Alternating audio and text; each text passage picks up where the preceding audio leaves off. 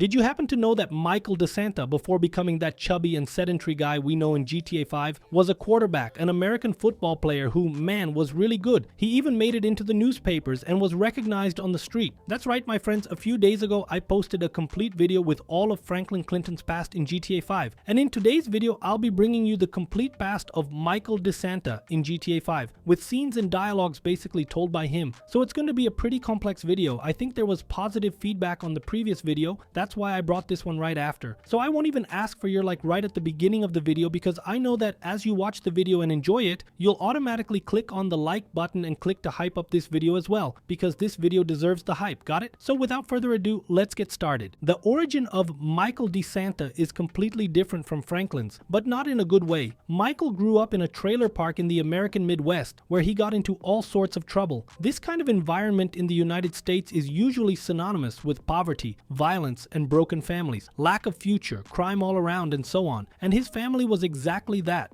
Hey, I grew up in a trailer park, man. There, I'm gonna tell you, you see some crazy shit. I don't doubt. Michael's father was a violent and alcoholic man who drank, beat him, and one day simply disappeared. Michael tells this story in a way that already shows he has a mental mess in his mind. The lies his mother told over time left him so confused that he himself doesn't know if it was abandonment, if it was an accident, or if it was escape. And shortly after, Michael's mother also disappeared from his life, abandoning him. Yeah, you know what? Me neither. My dad skipped town, or got hit by a train, or joined the Navy, or something. I don't know. The story's changed so many times, I lost track. As a result, Michael grew up completely alone, without discipline, without structure, without role models, and this shapes what he becomes in the future. An adult who never learned how to act in a family, only how to survive. In adolescence, unlike Franklin, the drug trade wasn't as strong where Michael grew up. With time on his hands and youth on his side, Michael started training in sports and discovered he was really good at American football. As a quarterback, he became a state standout and even made the newspaper a few times. People recognized him on the street. He was, as he puts it, the guy at school. But then comes the standard of living that will haunt Michael for his entire life. He destroys everything he builds, and after reaching a certain level of success, his explosive temper, fights, and also self-destructive behavior, along with the injury problems he had at the time, made his dream of becoming a professional go down the drain. Even though it may seem foolish looking from the outside, it's important to remember that Michael was a teenager who had no one to guide him, and that's why he ended up making terrible decisions. Not much of a drug trade on my doorstep, so I trained. You were good?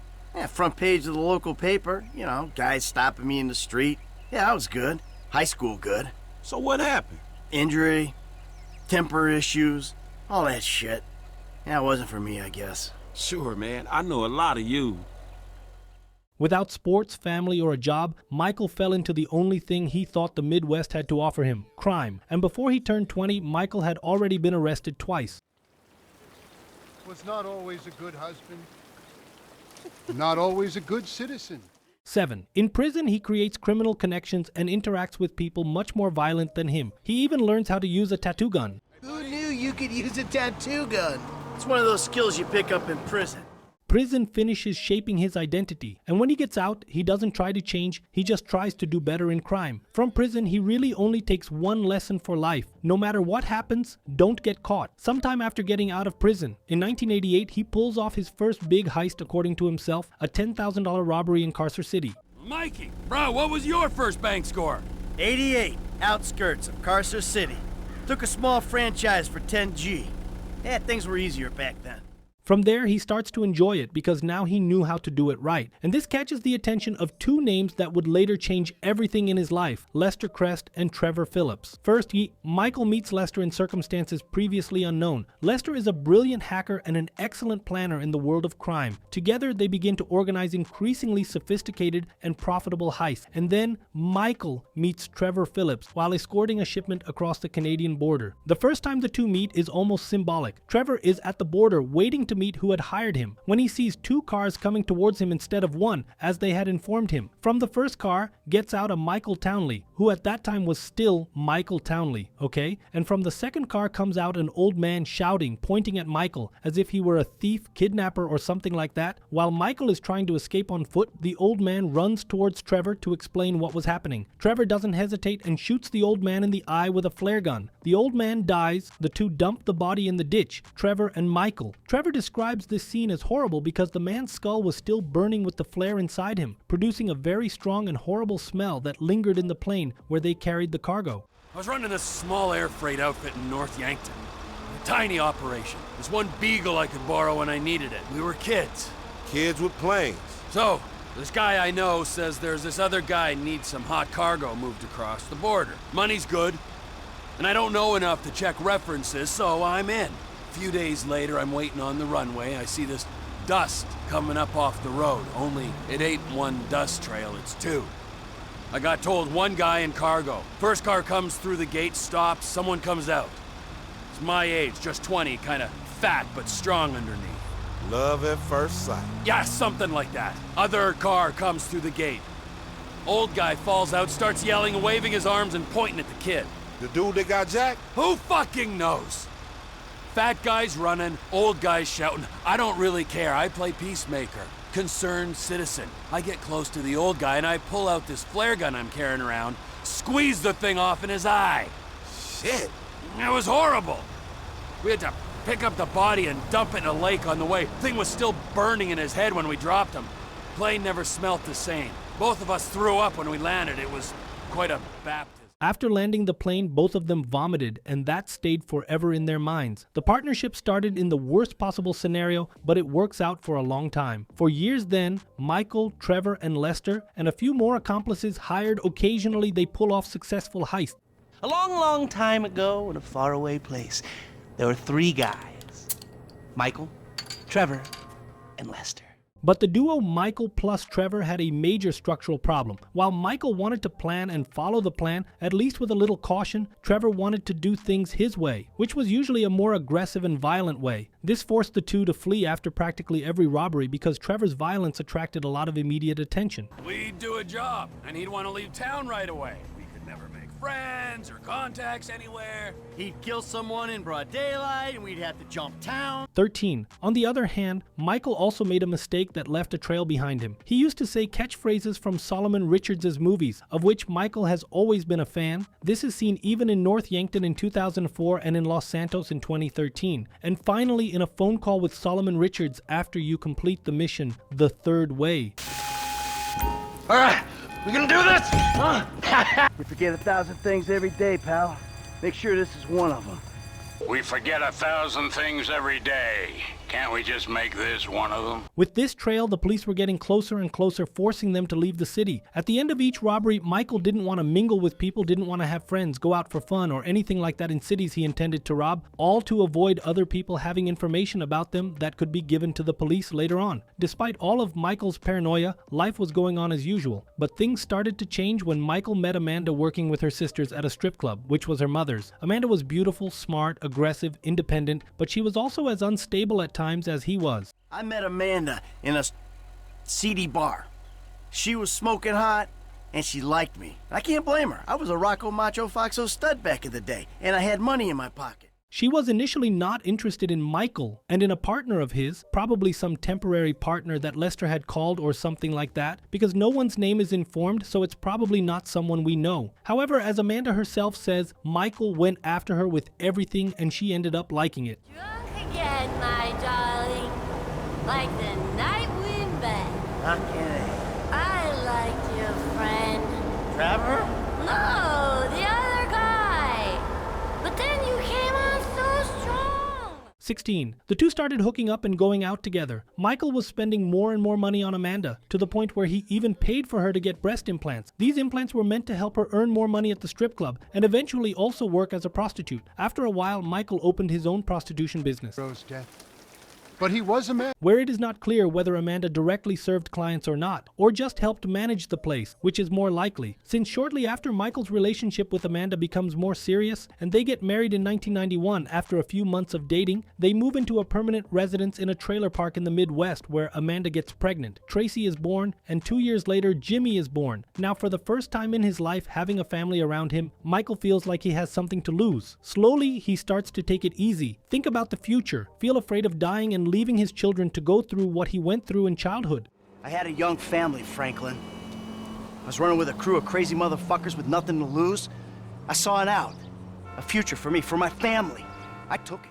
While he sees this as necessary for maintaining his new life, Trevor sees it as weakness and abandonment. This conflict between partners is the beginning of the betrayal that would come years later in 2004. Despite Trevor loving Michael's children as if they were his own, at the same time he felt that Michael was choosing the family over the partner he was loyal to, and also to the world of crime. While for Michael he had to find a way out, for Trevor this was a lifestyle that had to be followed until death, and this ended up breaking the team's dynamics. Trevor then began to see Michael as weak and became quite resentful about it. Michael starts to look at Trevor with increasing caution, fearing that his instability would put him and his family at risk, jeopardizing Michael's future. This tension was increasing over time, but before a possible explosion between the two, Trevor found a palliative solution, a new partner named Brad. With this new partner, Trevor could lower the expectations on Michael and still commit some craziness with another partner without drifting away from his longtime friend. The big issue with this solution is that it only increased the pressure on Michael to get out of that life because Brad was unstable just like Trevor, as well as lazy and careless as Lester himself says. This immediately raised a red flag in Michael's mind, looking for a solution to the problem, and that's when in 2004 he meets the corrupt agent Dave Norton. 20. Dave Norton was an agent of the FIB who was seeking glory and reputation to advance his career within the corporation. Michael then made a deal with Davey where he would pull off a heist and lead Trevor Phillips and Brad Snyder into an ambush. Trevor was supposed to die, Brad was supposed to be arrested, and Michael was supposed to take a bullet and fake his death. After that, Michael and his family would have their last names changed, move to a mansion in Rockford Hills in Los Santos, and pay a 5-figure amount monthly to the corrupt agent so that everyone would come out on top. Soon Michael would return to that world behind pretending his death and bring a valuable future for him and his family in Los Santos, while Dave Norton would take the glory of catching the most wanted trio of bandits of that time, would earn promotions, and would still earn an additional 5 figures per month while Michael was alive. And most witnesses don't transfer 5-figure sums into a particular FIB agent's bank account every month. So with everything planned out, Michael organizes the assault on a small bank in North Yankton and sets the plan in motion. The plan goes wrong and doesn't go as Michael planned. The driver dies, Dave Norton, when he goes to shoot. Instead of hitting Trevor, he hits Brad. Then he hits Michael as agreed, and Michael falls to the ground pretending to be dead. Trevor even tries to fight for the fallen partners, but when he sees that he can't, he flees and leaves the partners behind. Dave Norton and Michael then put a plan into action and deceive everyone. They put Brad in Michael's grave and bury him with the coffin closed. And since there's no one to bury in Brad's grave, they say Brad was locked up in a maximum security prison.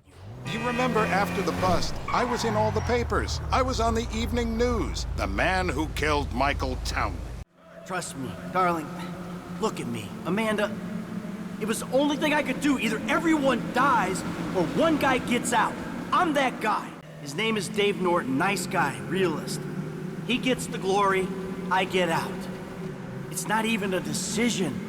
Amanda, I don't have a choice. Do you want to die here where it's always snowing? Or do you want to go and live where it's always sunny? This event marks the death of Michael Townley and the birth of Michael DeSanta and the whole DeSanta family. With this new identity in hand, Michael moves to a gigantic mansion in an upscale neighborhood to live a comfortable life, but that doesn't solve his central problem. Michael didn't learn how to be happy, and his self-destructive behavior that he had in adolescence reappears. Betrayals, alcoholism, fights with Amanda, depressed anger. Michael had everything he wanted, but deep down he was still the broken boy from the time he lived in the trailer park, who didn't know how to give love to his children because he didn't receive it from his parents, who didn't know how to interact in a group or in a family, since he grew up alone, and somehow deep down that guided his actions, making him isolate himself from the rest of the family, to live the way he lived when he was younger. This caused him to spend most of his time drinking in the bars and strip clubs of Los Santos and cheating on Amanda until eventually she found out, got furious, and started cheating on him too. You are either drunk, or you're staring miserably at the clouds, or you're out there doing God only knows what. I was faithful to you up until I found you in a stripper. What was already bad for him got even worse, and as a way to hit Michael where it really hurt and get his attention to feel better, Amanda started spending a large part of the savings on luxurious and useless things in addition to excessive cosmetic procedures. Nice new tits, by the way.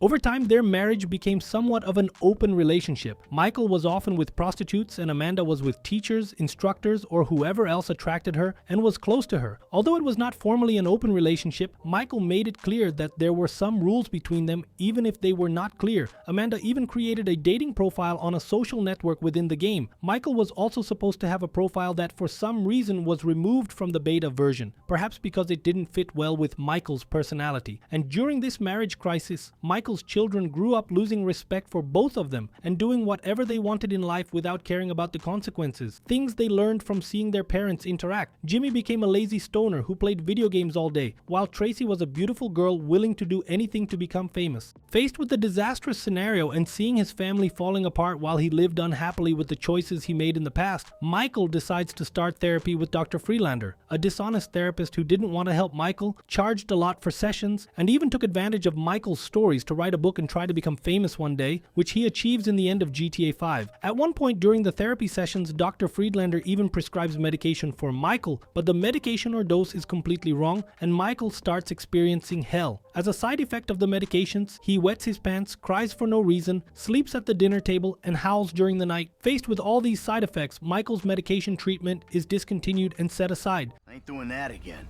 Pissing myself, crying, sleeping in dinner, and howling in the middle of the night. Fuck that shit. Maybe we got the doses a little wrong. Michael then sets out to find a new goal, and that's when he discovers day trading, or at least trading in general and investments in the stock market. However, the timing is not the best in his life, and with all the chaos, impulsivity, and anger around him, he makes wrong decisions that will cost him and his family a large part of their savings as well, making what was already bad even worse. This is made clear by Amanda in the mission where we have to rescue her from the police after she robs a store. Really? My spending habits? I've seen your day trader account. Oh, hey! Give it up! You pissed our savings down the toilet. Really? Our savings? Sure you are.